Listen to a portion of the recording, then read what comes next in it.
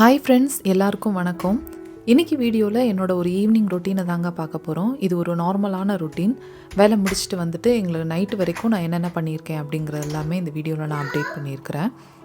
இப்போ மணி 5:30 ஆகுது. வேலை முடிஞ்சு கிடியனையும் அப்படியே நானே பிக்கப் பண்ணிட்டு வந்துட்டேன். வேலை முடிஞ்சு வந்த உடனே எனக்கு குயிக்காக ஒரு காஃபியை போட்டுட்டு கிடியனை பாத் டப்பில் உட்கார வச்சுருவேங்க. அவனுக்கு பாத் டப்பில் விளையாடுறதுனா ரொம்ப பிடிக்கும். இங்கே வந்து மார்க்கெட்டில் பார்த்திங்கன்னா இந்த பபுள் லிக்விட், அப்புறம் ஃபோமிங் சோப், இதெல்லாமே குழந்தைங்களுக்கு யூஸ் பண்ணக்கூடிய ஐட்டம்ஸ் எல்லாமே கிடைக்கும். நம்மளோட மார்னிங் ரொட்டீன் வீடியோஸ் பார்த்தவங்களுக்கு தெரியும். காலையில் அவசரமாக அவனை ஒரு 5 நிமிஷத்தில் கடகடன்னு குளிப்பாட்டி கூட்டிகிட்டு போயிடுவோம். நம்ம கிளம்புற அவசரத்தில் அவனை காலையிலலாம் தண்ணியில் விளையாட விடுறதுக்கு நமக்கு டைம் இருக்காது. அதுவும் இல்லாமல் இப்போ சம்மருன்றனால அவன் கூட கொஞ்சம் நேரம் தண்ணியில் விளையாண்டாலும் அவனுக்கு சளி பிடிச்சிருமோ அப்படிங்கிற மாதிரிலாம் நம்ம பயப்பட தேவையில்ல. கார் வாஷ் பண்ணுறீங்களா நீங்கள்? நல்லா கழுவுமா காரை. ஈவினிங் ஸ்நாக்ஸுக்கு காலையிலேயே கொண்டக்கடலையை ஊற வச்சுட்டு போயிருந்தேன். ஹெல்த்தியான ஒரு ஃபுட்டை சாப்பிடணுன்னா அதை கூட பிளான் பண்ணி பண்ண வேண்டியதாக இருக்குது. இப்போல்லாம் ஜங்க் ஃபுட்டு தான் ஈஸியஸ்ட் ஆப்ஷனாக இருக்குது. பிஸ்கெட்ஸு, கேக்ஸ், குக்கீஸ், அப்புறம் சிப்ஸு, இந்த மாதிரி ஃபுட்டெல்லாம் நமக்கு ரெடியாக அவைலபிளாக இருக்கிறதுனால வேலையிலேருந்து வந்த உடனே டயர்டில் நமக்கு டக்குன்னு அதை சாப்பிட்டுட்டு ஒரு காஃபியை குடிச்சிட்டு ரிலாக்ஸ் பண்ணலாம் அப்படிங்கிற மாதிரி தோண ஆரம்பிச்சிருச்சு. கிடியன் பாத் டப்பில் இருக்கிறதுனால இடையில போய் அவன் ஓகேவா இருக்கிறானான்றதையும் அப்பப்போ நான் செக் பண்ணிக்கிட்டு இருக்கேன். டக் உனக்கு பின்னாடி இருக்கு பாரு. டக் டக் டக்.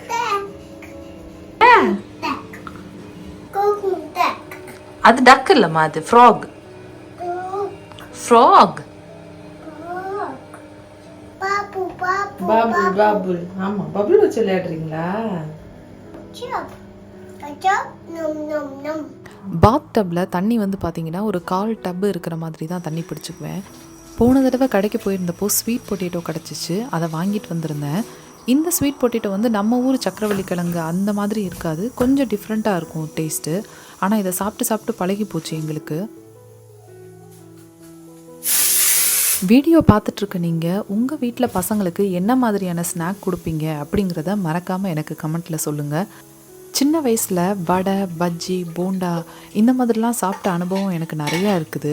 மதுரையில் பட்டர் பன் வந்து ரொம்ப ஃபேமஸ், மதுரைக்காரங்க எல்லாருக்குமே தெரிஞ்சிருக்கும். இந்த ஊருக்கு வந்ததுக்கப்புறம் நான் அதை ரொம்ப மிஸ் பண்ணுறேன். எங்க புள்ளையாண்டா குளிச்சிட்டு இருக்கோம். வாவ் பாப்பு, வாவ். குளிச்சியா இல்ல சும்மா பபுள சொல்லாடுறியா?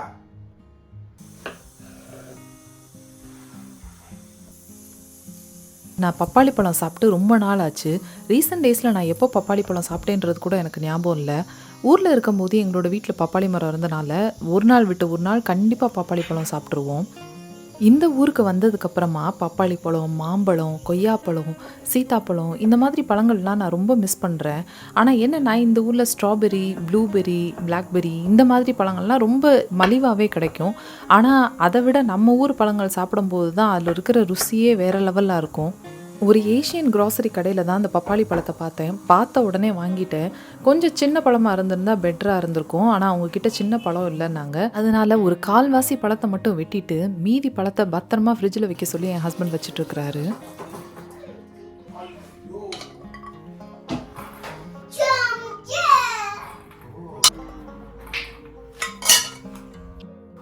இதுக்கு இடையில கிடியன் குளிச்சுட்டான். நான் கிச்சனில் பிஸியாக இருந்தனால என் ஹஸ்பண்ட் அவரே வந்து ட்ரெஸ் எல்லாம் நான் மாற்றி விட்டுறேன் அப்படின்னாரு.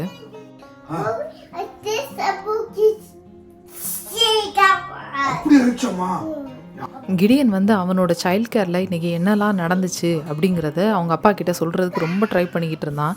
நமக்கு புரியுதோ புரியலையோ அவன் என்ன சொன்னாலும் அப்படியாம்மா அப்படி நடந்துச்சா இப்படி நடந்துச்சா அப்படின்னு சொல்லி நம்ம கேட்டுக்கிட்டே இருக்கணும். இல்லை நீ தான் யாரையோ சுற்றி அடிச்சேன்னு நினைச்சேன். டைம் வந்து இப்போ கிட்டத்தட்ட 6:15 ஆயிடுச்சுங்க. இதுக்கப்புறமா தான் நாங்கள் வந்து ரிலாக்ஸ் பண்ண முடியும். இவ்வளோ நேரம் வேலையிலேருந்து வந்தாலும் பிஸியாகவே தான் ஓடிட்டு இருக்கிற மாதிரி இருக்கும்.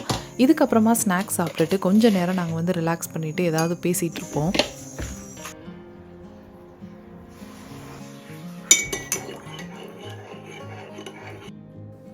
2 பேருக்கும் வேலையில் என்னென்ன நடந்துச்சு அப்படின்னு பேசிக்கலான்னு தாங்க உட்காருவோம்.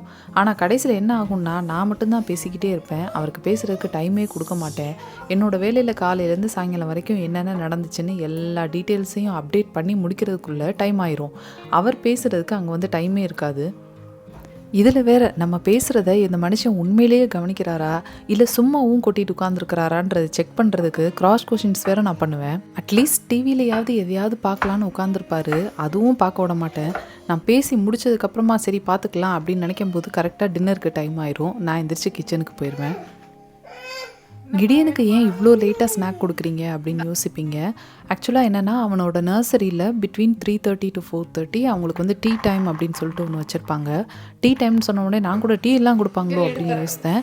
இந்த ஊரில் வந்து டீ டைம்னு சொல்லிட்டு அந்த டைமில் அவங்களுக்கு ஸ்நாக்ஸ் கொடுப்பாங்க. ஸ்நாக்ஸ் வந்து இந்த ஊரில் என்ன கொடுப்பாங்கன்னு பார்த்தீங்கன்னா, soup, sandwich, tips, bread stick, அப்புறம் சீஸ் கிராக்கர்ஸ், இந்த மாதிரி ஐட்டம்ஸ் தான் அவங்களுக்கு வந்து ஸ்நாக்ஸ் கொடுத்துருப்பாங்க. ஸோ 4:30க்கு முன்னாடி தான் அவன் சாப்பிட்ருக்கான்றதுனால வீட்டுக்கு வந்த உடனே அவன் என்ன கொடுத்தாலும் அவன் கண்டிப்பாக சாப்பிட மாட்டான். அதனால தான் அவனை பாத்டப்பில் போட்டு அவன் கொஞ்சம் ரிலாக்ஸ் ஆகி அதுக்கப்புறமா அவனுக்கு பசிச்சதுக்கப்புறமா கொடுத்தோன்னா நல்லா சாப்பிடுவான்.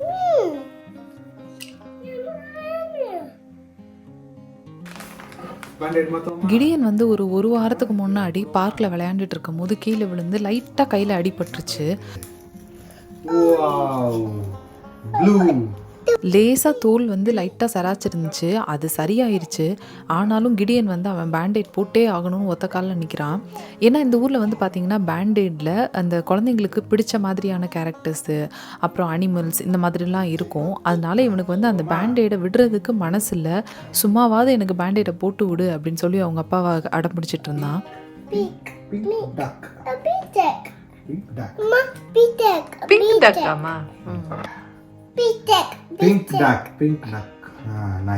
ஸ்நாக்ஸ் சாப்பிட்டுட்டே நானும் என் ஹஸ்பண்டும் வந்து பேசிகிட்டு இருந்தோம். கிடியனுக்கு வந்து அது பொறுக்கலை. என்னையை விட்டுட்டு நீங்கள் 2 பேர் மட்டும் எப்படி பேசலான்னு சொல்லிட்டு தான் ஓடி வந்துட்டான்.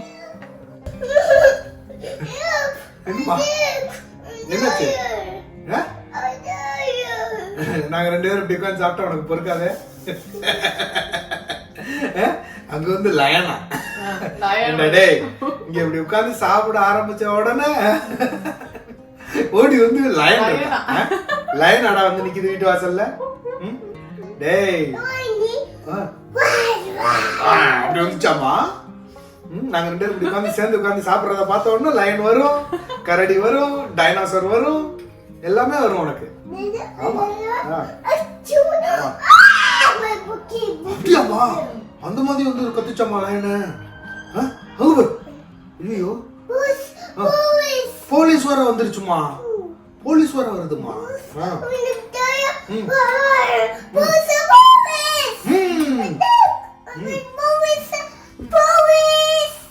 என் ஹஸ்பண்டுக்கு வந்து கிழங்கு, பயறு, பழங்கள் இந்த மாதிரி ஐட்டம்லாம் கொடுத்தா அவருக்கு சுத்தமாக பிடிக்காது. எப்படிரா தப்பிக்கலான்னு யோசிச்சுட்டு இருந்தார். கிடியன் வந்து பக்கத்தில் உட்கார்ந்த உடனே அவருக்கு அது ஒரு கிரேட் எஸ்கேப் அப்படிங்கிற மாதிரி ஆயிடுச்சு. அவருக்கு வந்து வடை, சமோசா இந்த மாதிரிலாம் செஞ்சு வச்சோம்னா கண்ணை மூடிட்டு வேக வேகமாக எடுத்து சாப்பிட்ருவாரு. வடை, பஜ்ஜி, போண்டா இந்த மாதிரி ஐட்டம்ஸும் அப்பப்போ செய்கிறது உண்டு. எப்பயுமே ஹெல்த்தியாலாம் சாப்பிடுவோன்னு நான் போய் சொல்ல மாட்டேன்.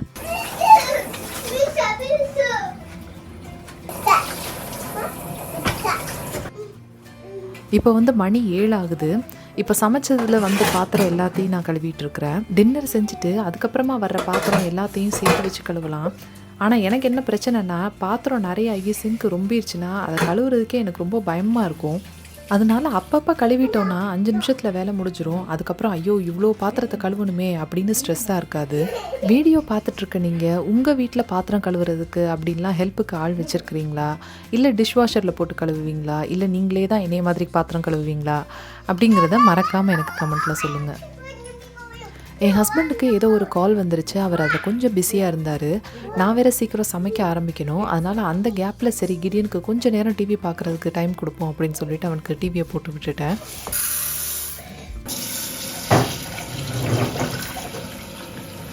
என் ஹஸ்பண்ட் வந்து மோஸ்ட்லி பேக் லஞ்ச் எடுத்துகிட்டு போக மாட்டார். அவரோட ஒர்க்லேயே அவருக்கு வந்து பீஸா, சாண்ட்விச், அப்புறம் பர்கர் இந்த மாதிரி ஐட்டம்ஸ் அவருக்கு கிடைக்கும்ன்றதுனால அங்கேயே சாப்பிட்டுட்டு வந்துடுவார். ஒரு நாளைக்கு ஒரு நேரமாவது அவருக்கு சோறு சாப்பிடணும். அதனால் இன்றைக்கி நைட்டுக்கு வந்து நாங்கள் டின்னர் ரைஸ் தான் செஞ்சிட்ருக்கிறேன். இப்போ நான் அடுப்பில் வச்சுருக்கிறது மசூர் தால். இதுக்கு வந்து தமிழில் என்ன பேர் சொல்லுவாங்கன்னு எனக்கு தெரில. இங்கே எல்லாமே ரெட் லென்டில்ஸ் அப்படின்னு சொல்லுவாங்க. சில சமயங்களில் துவரம் பருப்பு செய்வோம். சில சமயத்தில் இந்த மசூர் தால் வந்து எனக்கு ரொம்ப பிடிக்கும். குயிக்காக வெந்துடும். அதுதான் இதில் உள்ள ஒரே ஒரு அட்வான்டேஜ். என்ன ஆரஞ்சு வேணுமா? ஆரஞ்சு இது இதில். ஓ இதான் ஆரஞ்சா? சரி, நீ கையில் வச்சிருக்கிறது என்ன கலரு? ரெட். ஏத்து, பில்டிங்கை ஏத்து. இந்த இருக்கு பாரு ஃபுல்லா. போன வீடியோ பார்த்தவங்களுக்கு தெரிஞ்சிருக்கும். அம்மா அப்பா இந்தியாவுக்கு போனதை ஒரு வீடியோவாக போட்டிருந்தேன். அம்மா அப்பா போனதுக்கப்புறம் கிடியன் வந்து அவங்கள ரொம்ப மிஸ் பண்ண ஆரம்பிச்சிட்டான். மிந்தியெல்லாம் தனியாக அவனாகவே உட்காந்து விளையாண்டுட்டு இருப்பான். நாங்கள் யாரும் அவன் பக்கத்தில் உட்காரணும்னு அவசியம் இல்லை. ஆனால் இப்போ அம்மா அப்பா போனதுக்கப்புறம் யாராவது அவன் பக்கத்தில் உட்காந்து விளையாடணும் அப்படின்னு ரொம்ப எதிர்பார்க்குறான். பருப்பை வேக வச்ச உடனே தாளிக்கிறதுக்கு எல்லாத்தையும் ரெடி பண்ணிட்டேன். கடுகு, சீரகம், பட்டை வத்தல், கருவேப்பிலை, அப்புறம் வெங்காயம் எல்லாம் சேர்த்து வதக்கி அது கூட கொஞ்சம் மஞ்சளும் சேர்த்து அதையும் லேசாக வதக்கிட்டு அதுக்கப்புறமா அதை பருப்பில் கொட்டிடுவேன். பருப்பு வேக வைக்கும் போதே அது கூட உப்பும் பெருங்காயத்தூளும் சேர்த்துருந்தேன். ஸோ இப்போ இதை சேர்த்த உடனே நமக்கு பருப்பு ரெடி ஆயிடுச்சு.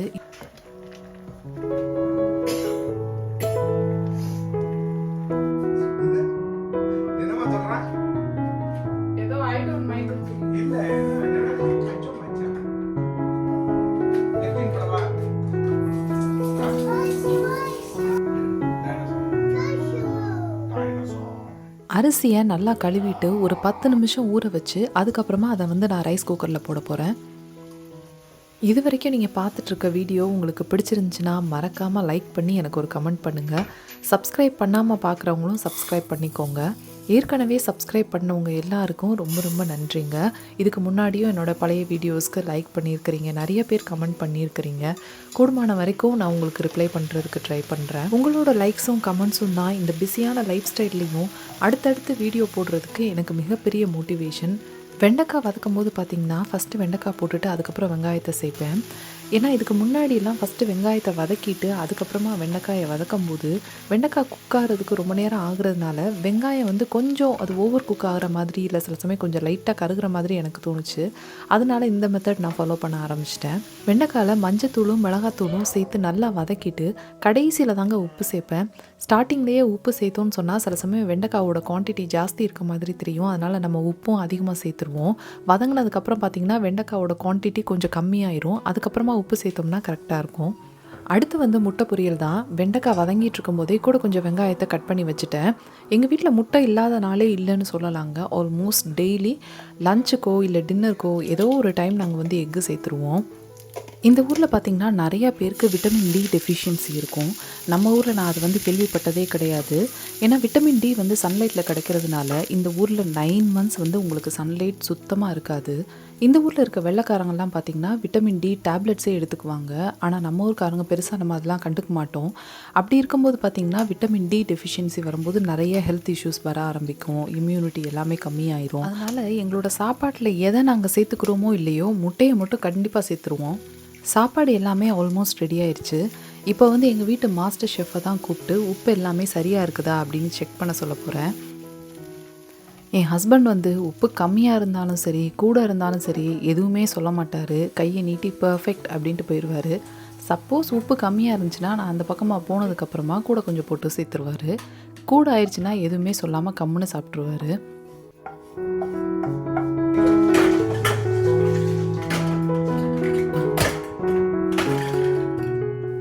கிடியனும் அவங்க அப்பாவும் அவங்க விளையாண்டுட்டு இருந்த அந்த லெகோ செட்டை வந்து எடுத்து வச்சிட்ருக்காங்க.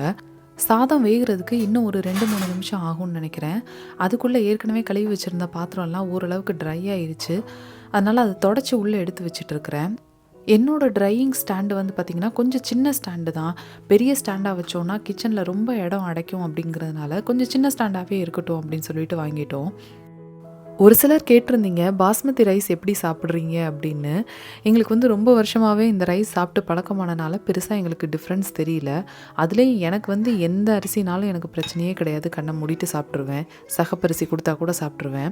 என் ஹஸ்பண்டுக்கு வந்து பார்த்திங்கன்னா அவர் கிட்டத்தட்ட ஒரு 20 வருஷமாக அந்த பாஸ்மதி ரைஸ் தான் சாப்பிட்டுட்ருக்கிறாரு. அதனால் அவர் வந்து ஸ்பெசிஃபிக்காகவே எனக்கு பாஸ்மதி ரைஸ் தான் வேணும் அப்படின்னு கேட்பார். இன்றைக்கி காலையில் வந்து எனக்கு லஞ்சுக்கு புளிக்குழம்பு செஞ்சுருந்தேன். அது கொஞ்சம் எக்ஸ்ட்ராவாக இருந்துச்சு. சரின்னு அதையும் நான் வந்து டின்னரோடு சேர்த்துட்டேன். Nice nice. ரைஸ் கொடுக்குமா? கிடியன் வந்து சாதத்தோட குழம்ப சேர்த்து பசைஞ்சு கொடுத்தா சாப்பிட மாட்டான். அது என்னன்னே தெரில. அவனுக்கு வந்து தனித்தனியாக எல்லாத்தையும் ஃபஸ்ட்டு சாப்பிட்டு பார்க்கணும். அதுக்கப்புறமா அவனாக வந்து சில சமயம் இதையும் அதையும் மிக்ஸ் பண்ணி கொடு, இதையும் மிக்ஸ் பண்ணி கொடுங்க அப்படிங்கிற மாதிரி கேட்பான். அதுக்கப்புறம் தான் நாங்கள் அதை வந்து கொடுப்போம். நானும் நிறையா தடவை காய் எல்லாத்தையும் போட்டு சேர்த்து பசைஞ்சு அந்த மாதிரிலாம் ஊட்டி விட்டு பார்த்துருக்கேன். அவன் பார்த்த உடனேயே கையை வச்சு தள்ளி விட்டுருவான் வேண்டாம் அப்படின்னு. வெண்டைக்காய் சாப்பிட்றியா? வெண்டைக்காய் சாப்பிட்றான் பாருங்க. இது வேணுமா? இது வேணுமா? சாப்பிடு. ஓ, அதில் முக்கி சாப்பிடணுமா? வெண்டைக்காவும் பருப்பும் மிக்ஸ் பண்ணி. அம்மா அப்பா இந்தியாவிலேருந்து இங்கே வந்திருந்தப்போ நான் தான் வேலை முடிச்சு வந்து சமைக்கணும்னு கிடையாது. சில நாள் அப்பாவே ஏதாவது செஞ்சு வச்சுருவாங்க, இல்லைன்னா அம்மா ஏதாவது செஞ்சு வச்சுருவாங்க. கிச்சன் வேலை இல்லைனாலே நமக்கு ரிலாக்ஸ் பண்ணுறதுக்கு நிறைய டைம் கிடைக்கும். அதனால தான் ஓரளவுக்கு என்னால் வீடியோஸ்லாம் எடிட் பண்ணி கொடுக்க முடிஞ்சிச்சு. அம்மா அப்பா போனதுக்கப்புறமா இப்போ வீடியோ எடிட் பண்ணுறதுக்குலாம் எனக்கு ரொம்ப கம்மியாக தான் டைம் கிடைக்கிது. அதனால தான் ஒரு 2-3 வாரத்துக்கு அப்புறமா தான் நான் இப்போ வந்து இந்த வீடியோ அப்லோட் பண்ணியிருக்கிறேன்.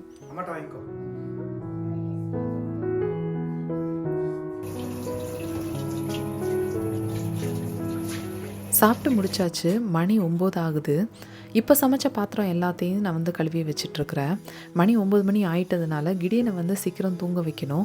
ஏன்னா நாளைக்கு காலையில் அவன் சீக்கிரமாக எந்திரிச்சு சைல்ட் கேர் போகணும். அம்மா அப்பா இருக்கும்போது அம்மா அப்பா வந்து அவனை கொண்டு போய் விட்டுருவாங்க. ஆனால் இப்போ அவங்க ஊருக்கு போயிட்டதுனால நான் தான் கிளம்பிட்டு அவனை சீக்கிரமாக கொண்டு போய் சைல்ட் கேரில் விட்டுட்டு அதுக்கப்புறமா நான் வேலைக்கு போகணும். அதனால கொஞ்சம் சீக்கிரம் அவனை படுக்க வச்சாதான் அவன் காலையில் சீக்கிரம் எந்திரிப்பான். நைட்டு தூங்குறதுக்கு முன்னாடி இந்த கிச்சன் டாப்பு அப்புறம் அந்த ஒர்க் டாப்பு இது எல்லாத்தையும் தொடச்சிட்டு படுத்தாதான் என்னால் நிம்மதியாக தூங்க முடியும். ஏன்னா காலையில் வந்து கிச்சனில் வந்து நிற்கும் போது கிச்சன் க்ளீனாக இருந்தால் தான் அடுத்த நாளை ஒரு பாசிட்டிவ் வைப்போட ஸ்டார்ட் பண்ண முடியும். இந்த வேலையெல்லாம் ஒரு 15-20 நிமிஷத்துலேயே முடிச்சிருவேங்க. கிடியனோட அப்பா வந்து அவனை தூங்க வச்சிட்ருக்கிறாரு. அவன் ஹாலில் உட்காந்து டிவி பார்த்துட்டு இருந்தான், அப்படியே தூங்கிட்டான். கிடியன் 9:30க்கு முன்னாடியே தூங்கிட்டான். ஆனால் எங்களால் இவ்வளோ சீக்கிரமாக தூங்க முடியாது, நமக்கு இன்னும் நிறையா வேலை இருக்குது. கிடியனை வந்து இப்போவே ரூமில் கொண்டு போய் போட்டோன்னு சொன்னால் அவன் திடீர்னு முழிச்சிட்டானா பயந்து அழுக ஆரம்பிச்சிருவான். அதனால் நாங்கள் தூங்குற வரைக்கும் அவனும் ஹால்லேயே தூங்கட்டும் அப்படின்னு சொல்லிட்டு தான் விட்டுட்டோம். இப்போ அடுத்து வந்து எடிட்டிங் தான் பண்ண ஆரம்பிச்சிருக்கிறேன். என்னோடய ஒவ்வொரு வீடியோஸுமே எடிட் பண்ணுறதுக்கு செவரல் ஹவர்ஸ் ஆகும். நிறைய ஃப்ரேம்ஸ் வச்சு நிறைய கிளிப்ஸ் வச்சு எடிட் பண்ணுறனாலையா என்னன்னு தெரியல. ஒரே நாளில் உட்காந்து பண்ணுறது ரொம்ப கஷ்டம். வேலைக்கு போயிட்டு வந்து அதுக்கப்புறமா நம்ம ஒரு 1 or 2 hours தான் உட்கார முடியும். ஸோ டெய்லி கொஞ்சம் டைம் தான் என்னால் உட்கார முடியுது. கொஞ்ச நேரம் எடிட்டிங்கில் உட்காந்ததுலேயே ரொம்ப டயர்ட் ஆகிட்டேங்க. சரி டீ போடலான்னு வந்தால் நார்மல் டீ போட்டோன்னா விடிய தூக்கம் வராது. என் கொலீக்ஸ் வந்து இந்த கேமமைல் டீ பற்றி பேசிகிட்டு இருந்தாங்க. தூங்குறதுக்கு முன்னாடி இந்த டீ குடித்தா கொஞ்சம் நல்லா ரிலாக்ஸிங்காக இருக்குது, அதே மாதிரி குயிக்காகவும் தூக்கம் வந்துடுது அப்படின்னாங்க. சரி அதனால் இதை ட்ரை பண்ணி பார்ப்போம் அப்படின்னு சொல்லிட்டு ரீசெண்டாக ஒரு ஃபியூ டைம்ஸ் ட்ரை பண்ணியிருந்தேன். இது கொஞ்சம் நல்லா இருந்துச்சு. டீயை குடிச்சு முடிக்கிற வரை அப்படியே இங்கே யூகேயில் உள்ள லோக்கல் நியூஸ் எல்லாம் பார்த்துட்டு தூங்க போகிறோம். இந்த வீடியோ உங்களுக்கு பிடிச்சிருந்துச்சுன்னா மறக்காமல் லைக் பண்ணுங்கள், கமெண்ட் பண்ணுங்கள். அதே மாதிரி சப்ஸ்கிரைப் பண்ணாமல் பார்க்குறவங்களும் சப்ஸ்கிரைப் பண்ணிவிட்டு பார்த்தீங்கன்னா எனக்கு கொஞ்சம் சந்தோஷமாக இருக்கும். அடுத்து உங்களை வேறு ஒரு வீடியோவில் சந்திக்கிறேன். அது வரைக்கும் பாய்.